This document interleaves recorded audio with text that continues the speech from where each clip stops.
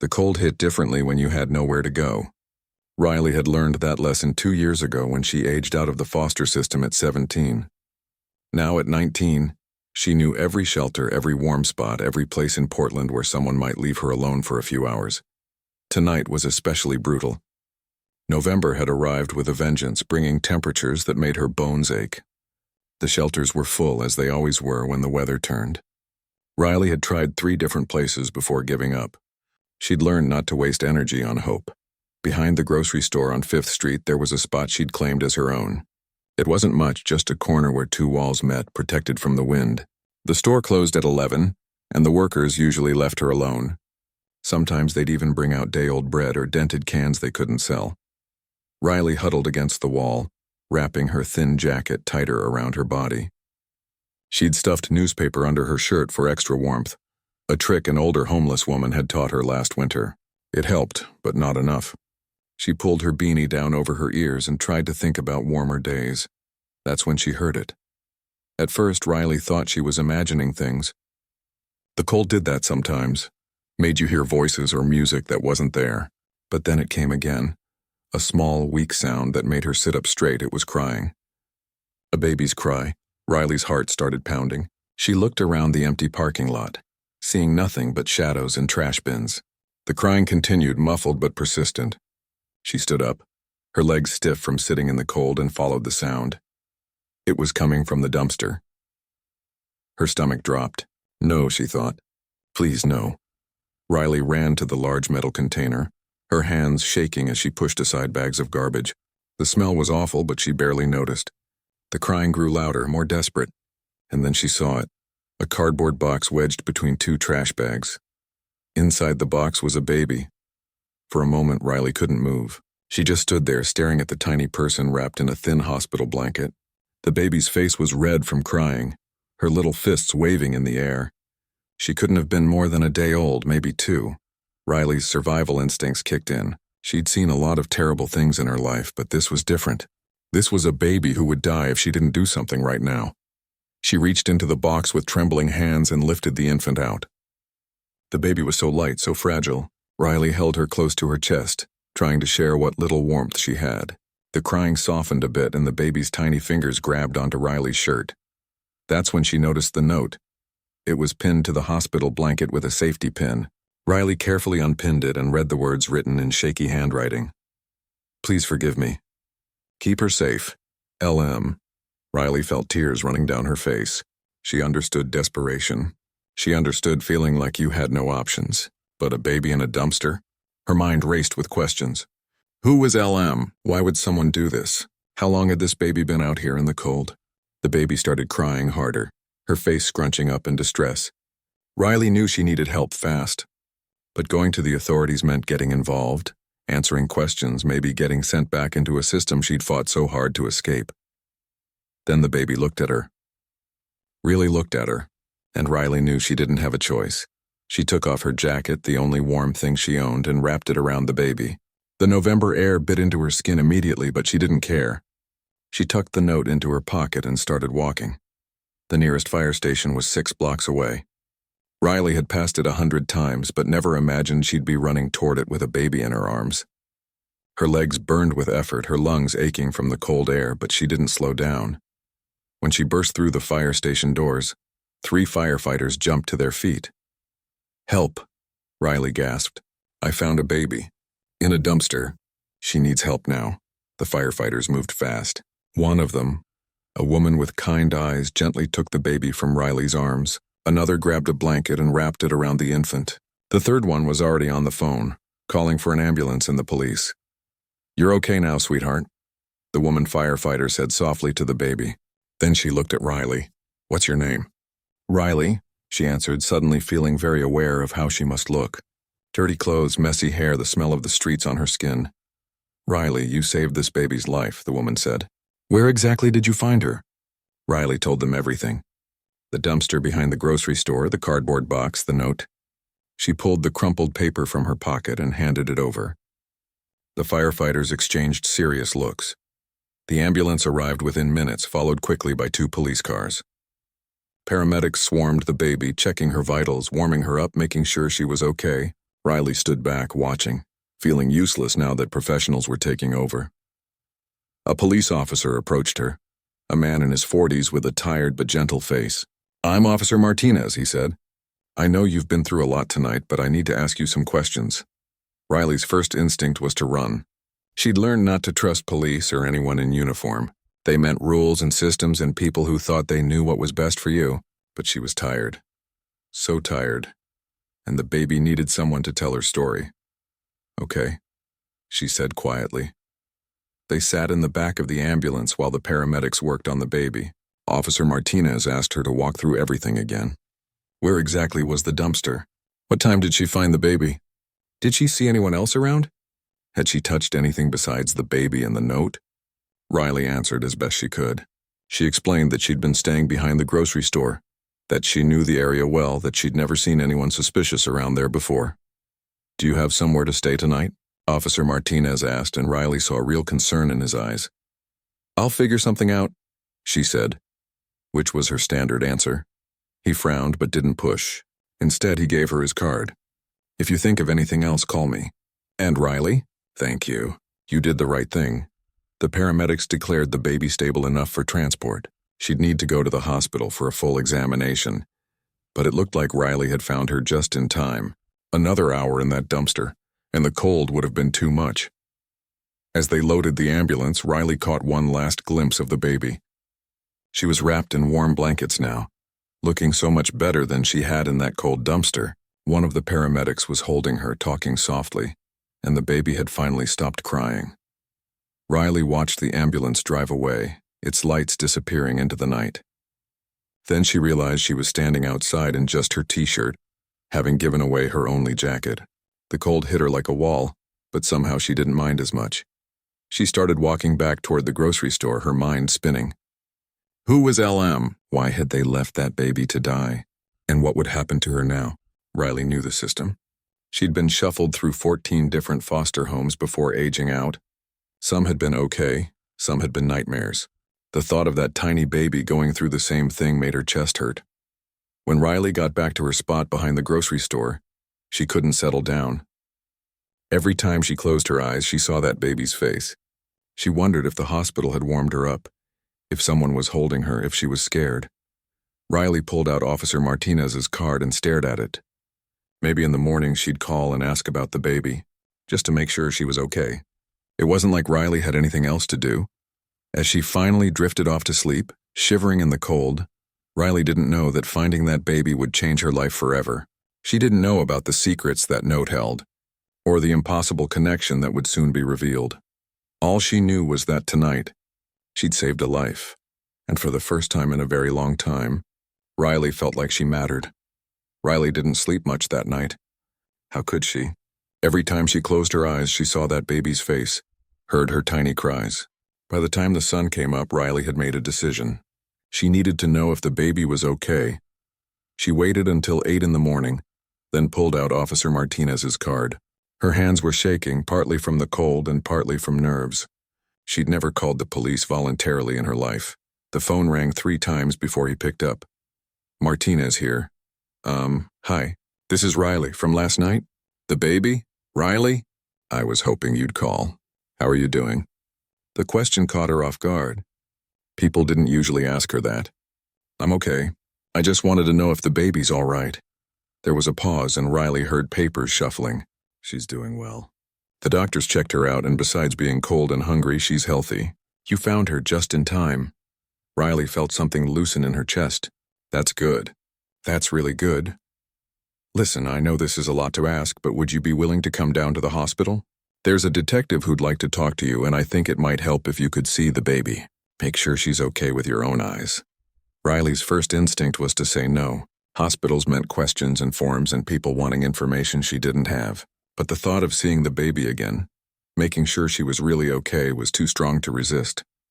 "Will you be there?" she asked. "I'll be there," Officer Martinez promised. "And I'll buy you breakfast on the way."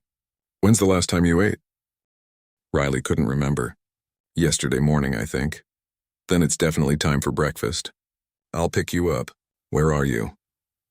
20 minutes later, Riley found herself sitting in the passenger seat of Officer Martinez's patrol car, eating a breakfast sandwich and drinking hot coffee. It was the best meal she'd had in weeks. "Thank you," she said between bites. "You didn't have to do this." "You saved a baby's life last night," he replied. "It's the least I can do." At the hospital, Officer Martinez led her through a maze of hallways to the pediatric ward. A woman in plain clothes was waiting for them, her badge clipped to her belt. "Riley, this is Detective Chen. She's handling the investigation." Detective Chen shook Riley's hand firmly. She had intelligent eyes that seemed to take in everything at once. "Thank you for coming, Riley. Officer Martinez tells me you've been very helpful." "I just found her," Riley said quietly. "Anyone would have done the same thing." "You'd be surprised," Detective Chen said, her voice sad. "Not everyone stops to help. The baby's lucky you were there." They walked to the nursery, and through the big window, Riley could see rows of tiny beds. A nurse pointed to one in the corner, and Riley's breath caught in her throat. There she was, the baby from the dumpster. But she looked so different now. Clean, warm, wrapped in a soft pink blanket. A nurse was feeding her a bottle, and the baby was drinking eagerly. "She's beautiful," Riley whispered. "She is," Detective Chen agreed. "And she's a fighter, just like someone else I know." Riley glanced at the detective, not sure what she meant. "I've been looking into that note you found," Detective Chen continued. "The initials LM. They match someone we've been looking for. A young woman named Lauren Mitchell. She's been missing for 3 months." Riley turned away from the window. "Missing? You mean like kidnapped?" "We don't think so. Her family reported her missing, but there were signs she left on her own. She was pregnant and struggling with some difficult things. Her family's been desperate to find her. So she just left her baby in a dumpster." Riley felt anger rising in her chest. "What kind of person does that?" Detective Chen's expression softened. "A person who's in a lot of pain. Sometimes people make terrible choices when they can't see any other way out. I'm not saying it's right, but it's not always simple." Riley knew about terrible choices. She'd made plenty of them herself. "But a baby?" "There's something else," Detective Chen said carefully. "When I showed Lauren's picture to people at some of the local shelters, a few of them remembered seeing her a few months back. One of them mentioned that she spent some time talking to a young woman with red hair who'd been staying there." Riley's hand automatically went to her hair. It wasn't bright red anymore, faded from weeks without proper washing, but it was still distinctive. "Was that you?" Detective Chen asked gently. Riley's mind raced back through the blur of faces and places from the past few months. Then suddenly she remembered. A woman, maybe 22 or 23, sitting alone in a corner of a shelter. She'd been crying quietly, one hand on her pregnant belly. Riley had sat down next to her, offered her some crackers she'd saved from dinner. They'd talked for maybe 20 minutes. The woman hadn't said much about herself, just that she was scared and didn't know what to do. Riley had told her about a free clinic that helped pregnant women, given her the address. The woman had thanked her, and that was it. Riley never saw her again. "Yeah," Riley said slowly. "I think I remember her. She was pregnant, really scared. I tried to help, but I didn't know what else to do." Detective Chen nodded like this confirmed something. "You have good instincts, Riley, for helping people." A doctor approached them, a young man in scrubs with a kind face. He looked Filipino, maybe in his early 30s. His name tag read Dr. Torres. "You must be Riley," he said, extending his hand. "I'm Michael Torres. I've been taking care of the baby since she came in last night." "Is she really okay?" Riley asked. "She's going to be fine, thanks to you." Dr. Torres gestured toward the nursery. "Want to come inside?" "I think she should meet the person who saved her life." Riley's eyes widened. "Really? I can see her?" "Of course." They washed their hands and put on sanitizing gel before entering the nursery. The nurse who'd been feeding the baby smiled and carefully placed her in Riley's arms. The weight of her was surprising. She was so tiny but solid, real. The baby's eyes were closed, her little mouth making sucking motions even though she'd finished her bottle. Riley felt something crack open inside her chest, something she'd kept locked away for a long time. "Hey there, little one," she whispered. "You're safe now. I promise." Dr. Torres watched them with an odd expression on his face. Riley noticed him studying her carefully, like he was trying to figure something out. "How old are you, Riley?" he asked suddenly. 19. "Why?" He shook his head slightly. "Sorry, it's nothing. You just remind me of someone. Someone good or someone bad." Riley asked, only half joking. Someone I haven't seen in a very long time, he said quietly. The baby stirred in Riley's arms, making a small sound. Riley instinctively began rocking her gently, the motion coming naturally even though she'd never held a baby before. The infant settled, her tiny fingers curling around Riley's thumb. "You're a natural," the nurse commented. "Have you had experience with babies?" "No," Riley admitted. "But I know what it feels like to be alone and scared. I guess I just want her to know she's not alone anymore." Dr. Torres and Detective Chen exchanged a look that Riley couldn't quite read. "Riley," Detective Chen said carefully, "what's going to happen to the baby now? She'll be placed in emergency foster care while we try to locate her mother and sort out the legal situation. Do you know anything about the foster system?" Riley let out a bitter laugh. "Yeah, I know all about it. Lived in it from age 3 to 17. 14 different homes." Dr. Torres looked shocked. 14? Some people don't want kids. They just want the check that comes with them. Others try, but they can't handle kids like me. The difficult ones. "You don't seem difficult to me," Dr. Torres said softly. "That's because you don't know me." Riley looked down at the baby in her arms. This little girl, she's going to go through the same thing. Being passed from house to house, never knowing where she really belongs. Unless her mother comes back. "We're trying to find Lauren," Detective Chen assured her. "Her family wants her home." "Her family," Riley repeated. Something about those words made her chest tight. She'd never had a family, not really. Her mother had been a teenager who died of complications when Riley was born. No father in the picture. No grandparents who wanted her. Just the system, over and over again. The baby started fussing, and the nurse gently took her from Riley's arms. "Time for a diaper change," she said cheerfully. Riley watched as the nurse carried the baby away.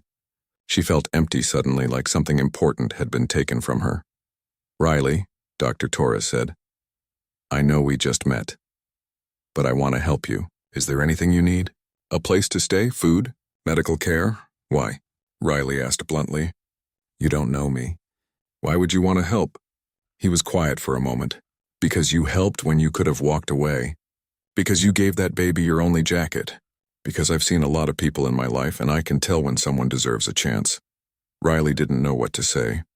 She wasn't used to kindness without strings attached. Detective Chen pulled out her phone. "Riley, I'm going to show you something. This is Lauren Mitchell's picture from her missing person report." She held up the screen, and Riley stared at the photo. The woman looked different from the scared, pregnant person she'd met at the shelter, but it was definitely her. Same eyes, same sad expression. If you remember anything else about your conversation with her, anything at all, it could help us find her, Detective Chen said. Riley tried to think back. She was really scared. She kept saying she wasn't ready, that she'd already lost so much. I didn't understand what she meant. I thought maybe she was just scared about being a mom. Dr. Torres went very still. She said she'd already lost so much? Yeah, she was crying about it. Why? He and Detective Chen looked at each other again, and this time Riley was sure they knew something they weren't telling her. "What?" Riley demanded. "What is it?" "Lauren had a baby 2 years ago," Dr. Torres said slowly. "She lost the child to illness. It was traumatic for her. The family said she never really recovered." Riley's heart sank. So that's what this was. A woman so broken by grief that she couldn't face having another baby. It didn't excuse what she'd done, but Riley understood pain that deep. The kind that made you do things you never thought you'd do. Officer Martinez's radio crackled. He stepped away to answer it, then came back with an urgent expression. "They found something," he said. A woman matching Lauren's description was seen at a mental health facility across town. "She checked herself in yesterday afternoon." "Yesterday?" Riley asked. "Before or after I found the baby?" "Before." According to the intake records, she arrived around 2 in the afternoon. So Lauren had left her baby in that dumpster and then gone for help. Riley didn't know whether to feel angry or relieved. "We need to go talk to her," Detective Chen said. She looked at Riley. "Would you be willing to come with us? She might respond better seeing a familiar face." Riley thought about saying no. She'd done her part, found the baby, made sure she was safe. She could walk away now, go back to her life on the streets. But then she remembered the woman at the shelter, crying and scared. And she remembered the baby, so tiny and helpless. "Okay," Riley said. "I'll come." As they left the hospital, Riley glanced back at the nursery one more time. The baby was sleeping now, safe and warm. Whatever happened next, Riley had done that. She'd saved a life. Maybe, just maybe, she could help save another one. The mental health facility was nothing like Riley expected. It wasn't cold and institutional like the places she'd imagined. Instead, it looked almost peaceful, with gardens outside and soft colors on the walls. Still, her stomach was in knots as they walked through the entrance. Detective Chen had called ahead, so the staff was expecting them. A counselor named Patricia met them in the lobby, her expression serious but kind. "Lauren's been with us since yesterday afternoon," Patricia explained quietly. "She was in crisis when she arrived. Severe anxiety, signs of trauma. We've been working to stabilize her, but she hasn't said much about what happened." "Does she know we're here?" Dr. Torres asked. Riley noticed he seemed tense, worried. "We told her that people were coming to talk about her baby. She became very distressed. She kept saying she'd done something terrible, that everyone would hate her." Riley felt a strange mix of emotions, anger at what Lauren had done, but also understanding of that kind of desperation. "When you felt like you had no options, your brain did crazy things to survive. Can we see her?" Detective Chen asked. Patricia hesitated. "She's very fragile right now. We need to be careful not to cause more trauma." "I understand," Detective Chen said, "but her baby is safe and she needs to know that. Maybe it will help her." They were led down a quiet hallway to a small room with comfortable chairs and soft lighting. Lauren sat in a corner, wrapped in a cardigan despite the warm temperature. She looked smaller than Riley remembered, like she'd folded in on herself. When the door opened, Lauren's head snapped up. Her eyes were red from crying, her face pale and drawn.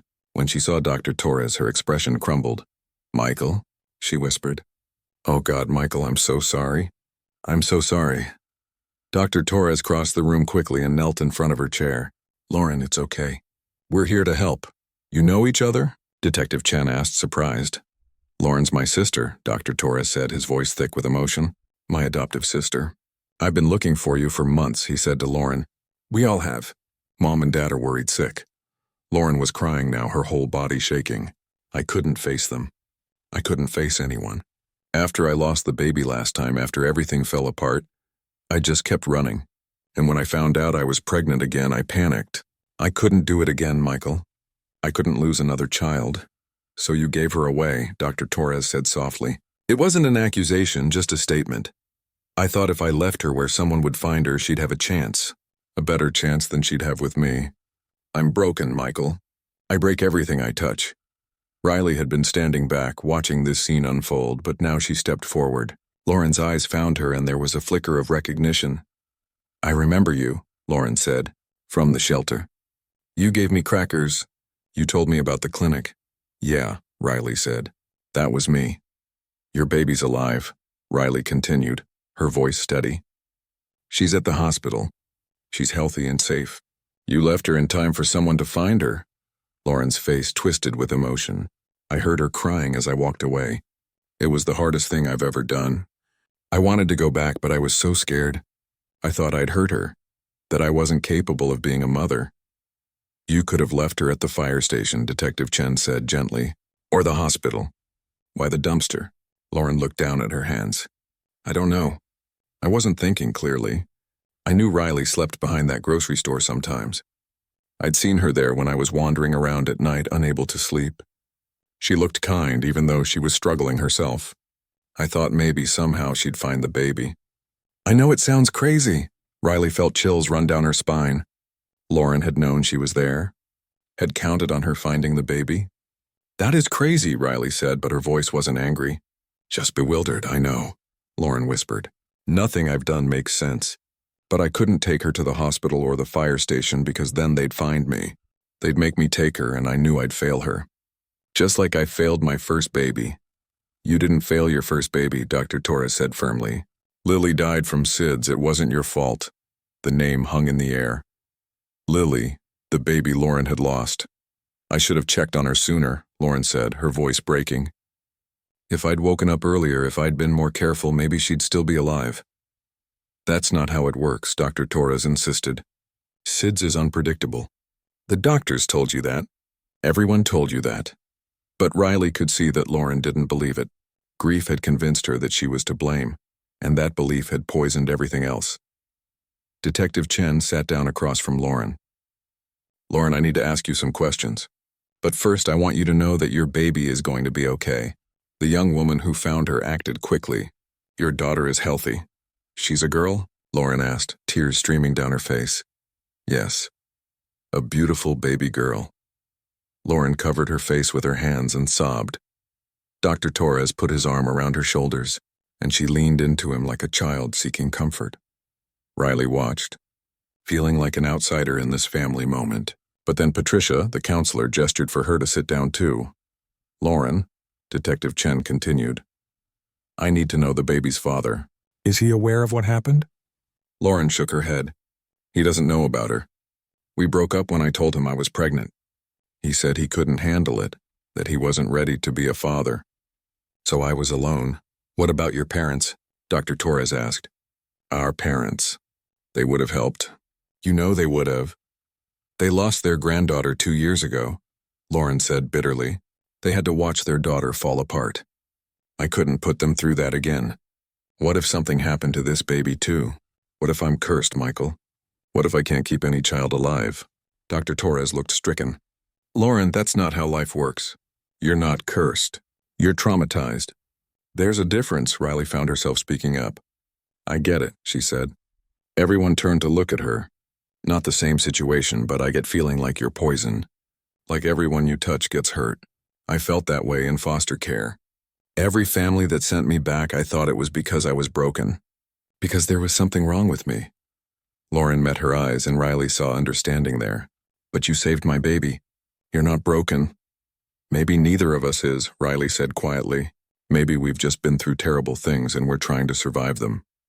Dr. Torres was staring at Riley with that odd expression again, like he was trying to solve a puzzle. Riley, can I ask you something? What do you know about your birth family?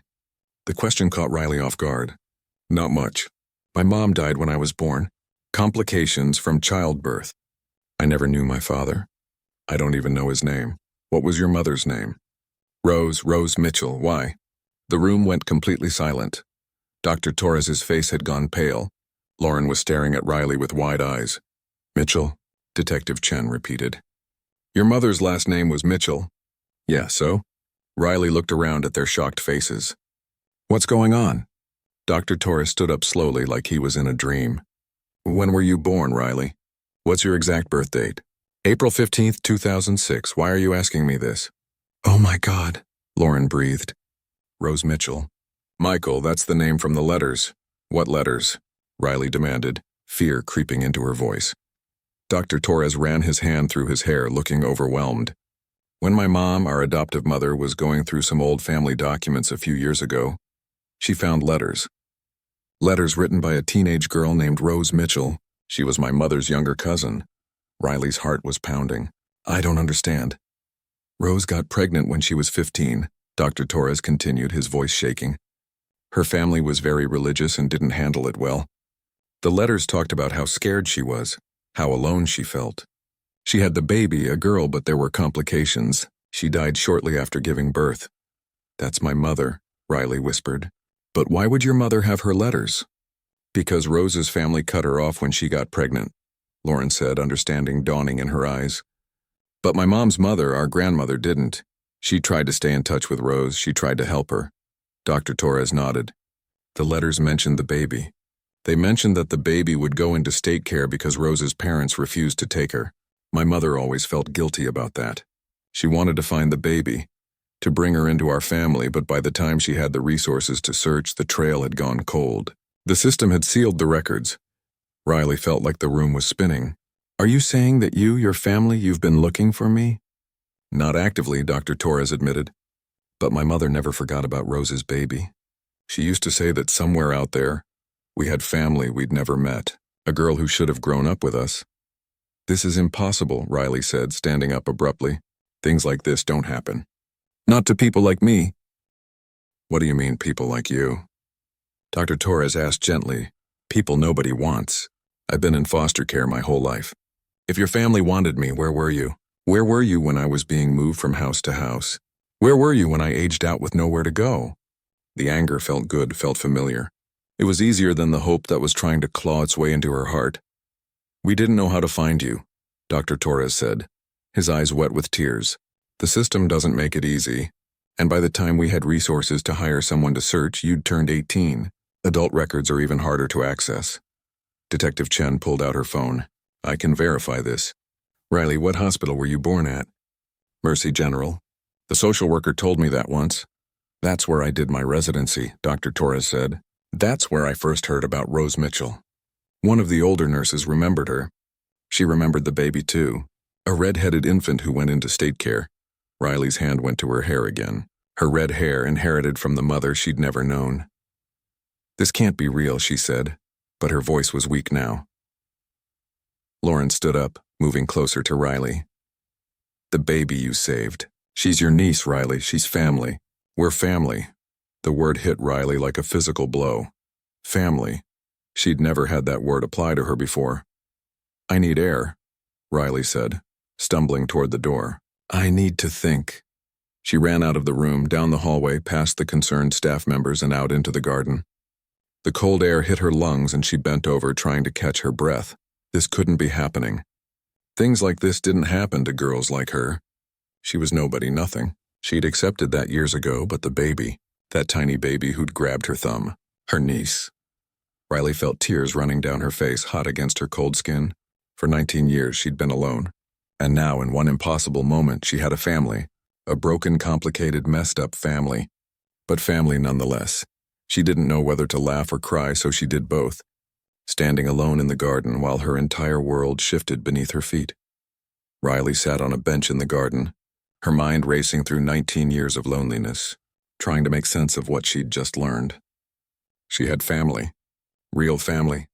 The concept felt foreign, like a word in a language she'd never learned to speak. Dr. Torres found her there 10 minutes later. He sat down beside her, not too close, giving her space. "I'm sorry," he said quietly. "That was a lot to process all at once. You think?" Riley laughed, but it came out shaky. "Yesterday I was nobody. Today I find out I'm related to you, to Lauren, to that baby. It's too much, I know it is." He was quiet for a moment. "For what it's worth, I've been looking at hospital records since yesterday. After I first met you, something about your face seemed familiar. Then when you mentioned your birthday and your mother's name, it all clicked into place." "So what now?" Riley asked. "You feel guilty about some teenage girl from 20 years ago. So you're going to what, rescue me? Make yourself feel better?" The bitterness in her voice surprised even herself, but Dr. Torres didn't flinch. "No," he said simply. "I want to know my family.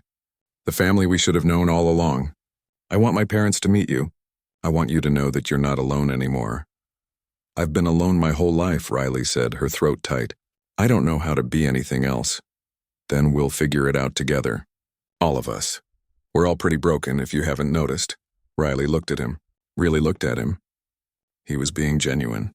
She'd learned to spot liars over the years, and Dr. Torres wasn't lying. He really wanted this. "What about Lauren?" Riley asked. "She left her baby in a dumpster. I saved that baby's life. How am I supposed to feel about her?" "However you feel is valid," he said. "Lauren's struggling with trauma and mental illness. It doesn't excuse what she did, but it explains it. She needs help. And the baby? What happens to her?" Dr. Torres took a deep breath. "That's complicated. There will be investigations. Child Protective Services will get involved. Lauren will need to show she can be a stable parent, which will take time and treatment. In the meantime, the baby will need somewhere to go." Riley's stomach twisted. "Foster care, probably, unless a family member can take her." They sat with that information for a moment. Riley thought about that tiny baby being passed from stranger to stranger, never knowing where she belonged. The same story Riley had lived. "I can't take care of a baby," Riley said quickly. "I'm homeless. I have nothing. I can barely take care of myself." "I know," Dr. Torres said. "But you're not alone anymore. My parents have been wanting to help since they found those letters. They have resources, space. They're good people, Riley. Why should I believe that? I don't know them. You're right. You don't. But I'm asking you to give them a chance. Give all of us a chance." Before Riley could respond, Patricia, the counselor, appeared at the garden entrance. "Riley, Lauren's asking for you." Riley's first instinct was to say no. But something pulled her to her feet and she found herself walking back inside. Lauren was sitting in the same chair, but she looked different now. More present, less lost in her own mind. When Riley entered, she stood up. "Thank you for coming back," Lauren said. "I wasn't sure you would." "I wasn't sure either," Riley admitted. They stood there awkwardly, two young women connected by blood and tragedy and a baby in a dumpster. "Michael told me," Lauren said, "about who you are, about Rose, your grandmother's cousin. That makes us what, second cousins?" "Family," Lauren said simply. "It makes us family." There was that word again. "I need to explain something," Lauren continued, her voice stronger now. "When I left my baby in that dumpster, I wasn't thinking clearly. But there was a part of me, a small part, that remembered you, remembered your kindness at the shelter. I saw you behind that grocery store once when I was walking late at night. I knew you were there, and I think somehow I knew you'd find her." "That's insane," Riley said. "What if I hadn't? What if I'd been somewhere else that night?" "I know," Lauren whispered. "I know it was wrong. I know I made a terrible choice. But I was drowning, Riley. In grief and fear and the certainty that I'd fail again. In that moment, leaving her there felt like the only way to keep her safe from me." Riley wanted to stay angry. Anger was safe, familiar. But looking at Lauren's broken expression, she felt something else. Understanding, not forgiveness, not yet. But understanding. "I spent my whole childhood wishing my mother hadn't died," Riley said quietly. "Wishing someone, anyone, had wanted me enough to keep me. And here you are and you threw your baby away. How am I supposed to understand that?" Lauren's face crumpled. "You can't. How could you?" "But I'm not asking you to understand. I'm just asking you to know that I'm sorry, and that I'm going to get help, real help, because I don't want to be this person anymore." Detective Chen stepped forward. "Lauren, we need to discuss next steps. There will be legal consequences for what happened. Child endangerment charges at minimum." "I know," Lauren said. "I'm ready to face whatever comes. I just want to know that she's okay, that she'll be taken care of." Dr. Torres put his hand on Lauren's shoulder. "Mom and Dad can take the baby temporarily. They're licensed foster parents.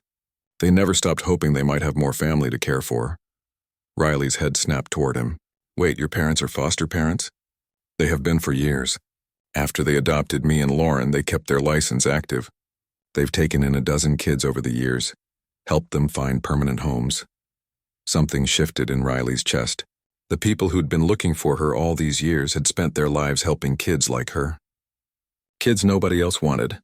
"I want to meet them," Riley said suddenly. "Your parents. I want to see if they're real." "They're very real," Dr. Torres said, smiling for the first time since this whole conversation started.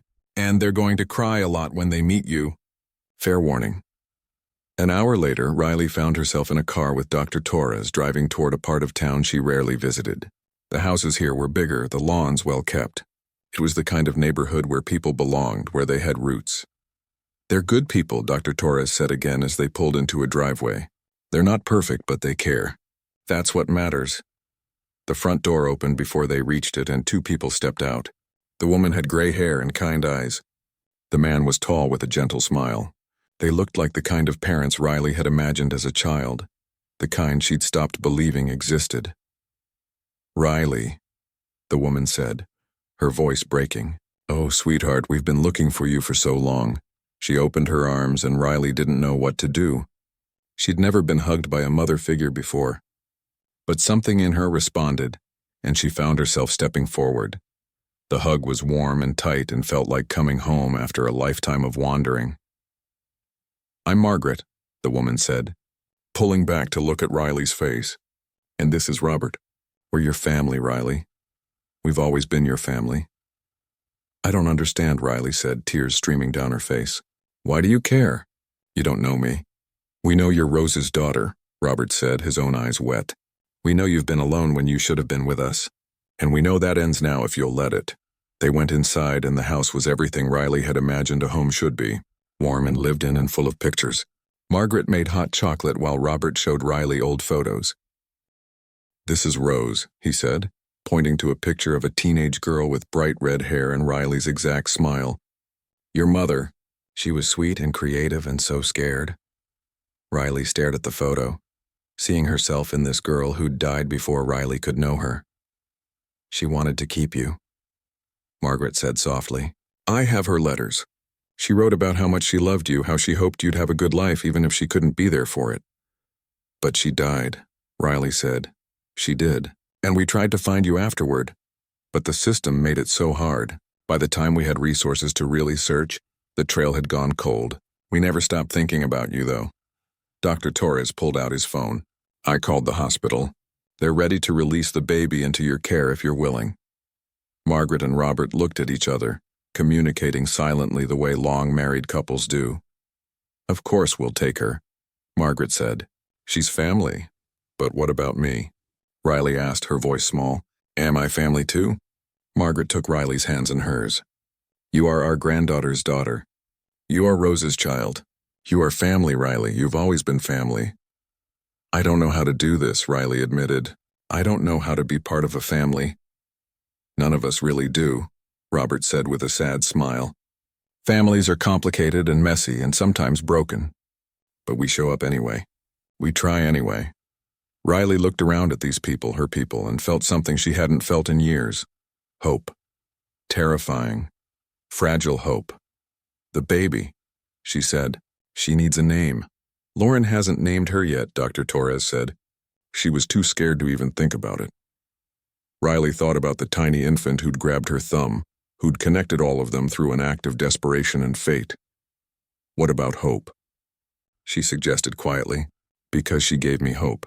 And maybe she can be hope for Lauren too. Hope that we can all heal. Margaret smiled through her tears. Hope rose. After both of you. And there, in a house that smelled like hot chocolate and possibility, Riley allowed herself to imagine a future she'd never thought she could have. A future with family, with belonging, with a baby niece named Hope who'd brought them all together in the most impossible way. She wasn't naive. She knew it would be hard. Knew that Lauren had a long road ahead. Knew that she herself had years of trauma to work through. But for the first time in her life, Riley wasn't facing it alone. She had family. Messy, complicated, broken family, but family nonetheless.